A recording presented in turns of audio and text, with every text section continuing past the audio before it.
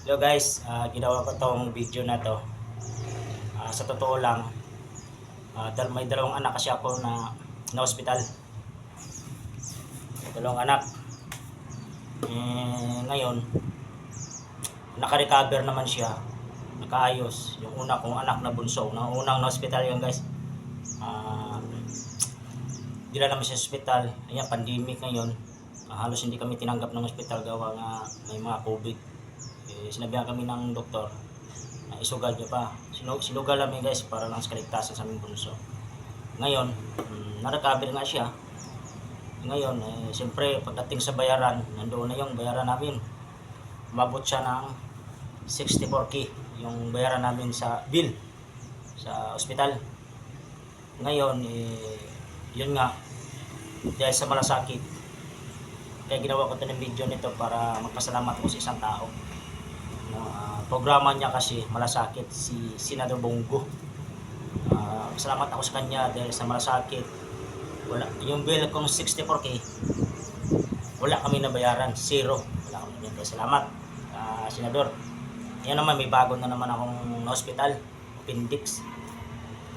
Ngayon, pang tatlong anak ko yan ngayon, nag-bill na naman kami ng 40. No, yung 40 ang bill namin ngayon. Siyempre, ano lang naman ako, nagpo-contraction worker lang naman ako.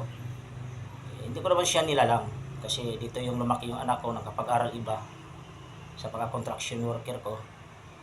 Ayos naman yung buhay namin dito, contraction with minimum sahod minsan. Ganun lang. Pasalamat ako sa programa na kay Bongo na malasakit. Yung 40K guys, ilapit namin sa malasakit niyan. Wala na naman kami binayaran. No? Ang malasakit, para sa aming mga mahirap talaga. Kasi kagaya namin, ganito na yung trabaho namin. Sana namin yung kunin yung 64K, 40K, sana naman kunin yung pera na yan. Ganito na yung kita namin dito, sakto lang sa kain.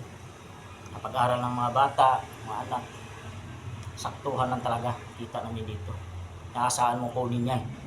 No, dahil sa programa ni Senador Bongo, na kahit piso wala kami nabayaran din sa 40K na yun. Kalabas lang kagabi, kaya ginawa ko tong video na to kasi gusto ko sa kanyang pasalamat. No?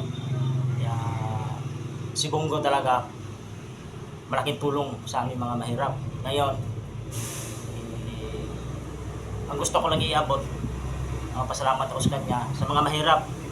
No? Kasi si Bongo ngayon, kailangan makaano siya, makaupo siya sa, kailangan hindi siya mawala pagka Senado. Kasi kapag nandoon siya, yung ating, diba, may mga sakit, operasyon, ganun, wala nating mabayaran dahil sa programa niyang malasakit.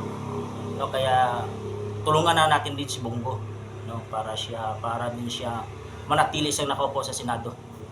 Kaya sorry sa mga mayroon akong nasabing mali, sorry.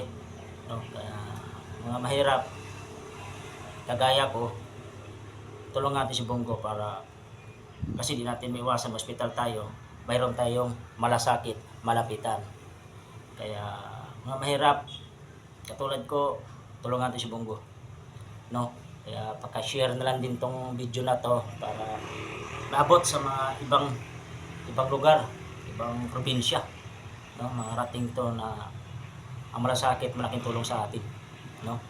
God bless sa lahat. No, salamat.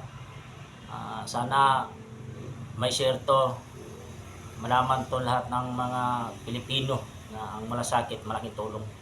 Kaya sa malaking tulong niya, tulungan din natin siya. No? Kaya ginawa ko tong video nito. Dalawang anak ko na ospital, wala akong nabayaran dahil sa malasakit. Salamat po, Bongo. God bless. Sana magpatuloy yung programa mo. Kasi kagaya ko, mahirap. Malaking tulong. God bless everyone. Salamat.